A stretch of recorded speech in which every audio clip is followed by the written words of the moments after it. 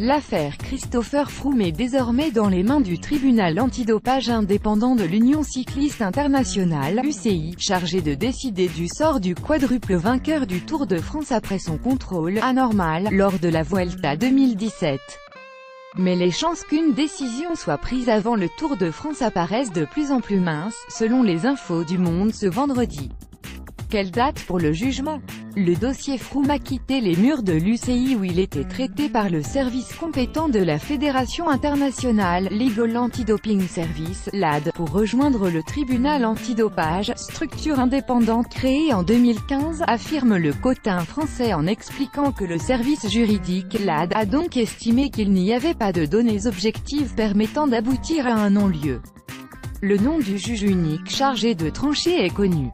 L'Allemand Ulrich Haas, un habitué du tribunal arbitral du sport, décidera de l'avenir de Froome, selon le quotidien qui confirme l'information récente du journal L'Équipe.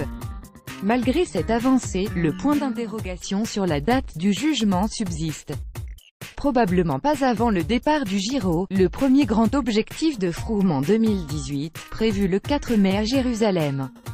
Et peut-être même pas avant le Tour de France, 7 juillet, autre rendez-vous majeur pour l'Anglais qui est candidat à un 5e succès, record égalé, dans la principale course du calendrier.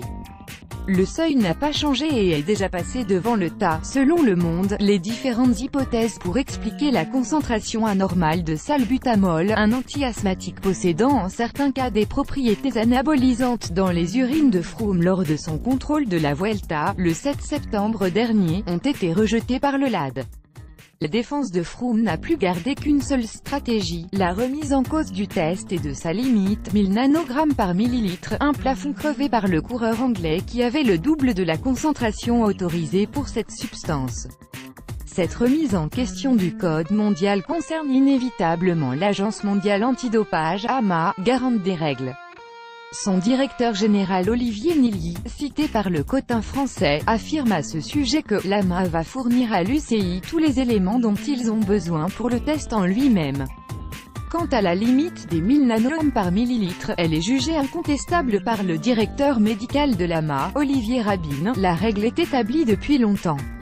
Le seuil n'a pas changé et est déjà passé devant le tribunal arbitral du sport. En attendant, Froome continue de s'entraîner sur les pentes du volcan Tédé à Tenerife, avant de renouer avec la compétition lors du Tour des Alpes, 16 au 20 avril, dernier marchepied pour lui avant le Giro.